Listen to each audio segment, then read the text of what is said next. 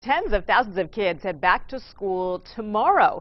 Is your child up to date on his or her vaccines? Pediatrician Dr. Marcia Spitzer is here with what you need to know. Dr. Spitzer, thank you so much for coming in. We certainly do appreciate it. Oh, thanks for having me. The kindergarten's kind of the big goal as far as getting your child up to date on their vaccines. How many do they need to be up to date on if they're entering kindergarten this year? That's a good question. So there's 5 different vaccines that children need in order to be enrolled in kindergarten, and anywhere from 1 to 5 doses of those. Okay, so this is usually starts when they're infants as far as getting the vaccine on the right schedule. But if your child is not up to date, do you recommend showing up at the doctor and demanding 3 or 4 shots in one visit, or how does that normally work? Well, certainly a lot of them can be given the same day. In fact, almost all the immunizations we get can be given the same day, but because some of them are multiple doses, there are intervals in between. It may be 4 weeks or 8 weeks in between. So we can certainly start a child on one day, but let's say they've moved from somewhere where they have not received any vaccines, it'll take a little time to get them there. One of the things that I think is important to mention out there is that there is a myth that if your child is up to date on their vaccines, that they will not get whatever they're vaccinated for. Let's say chickenpox, for instance. That's not necessarily true, right? I mean, they're still at risk.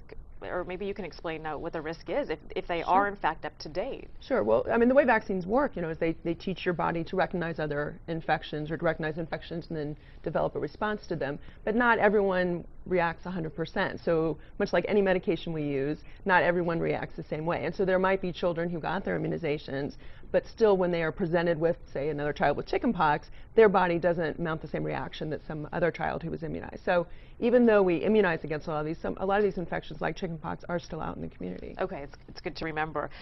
You also mentioned that just because kindergartners have these list of vaccines that they need to be current on, middle schoolers have one too, is that right? Correct. So there are a number of vaccines for middle schoolers, but the one that is required for school entry 7th through 12th grade is the Tdap, which is the pertussis or the whooping cough vaccine. Okay. And that was new about a year ago, so that still may be new for some parents. Okay, so keep that in mind, especially if you have somebody entering the 7th grade. Right. And then what about flu shots? I'm hearing 2 different schools of thought here. Some say get one now. Some other experts are advising people to wait a few months, saying that there's a better one coming out. Have you had any theories on this so far? Well, certainly, every year, and this is something that can be frustrating to parents, is, well, we got a flu shot last year. Why do we need one this year? And part of it is because when we talk about the flu is almost 100 different viruses or types, and every year the flu that we see here in San Diego and we see in the United States is a little different. So every year you need a new vaccine to protect against the new flu that year. And certainly, we're advising people when your doctor has it to get it. And if that's now, this is a good time to do it because you never know when the flu is going to strike. It tends to be usually in the late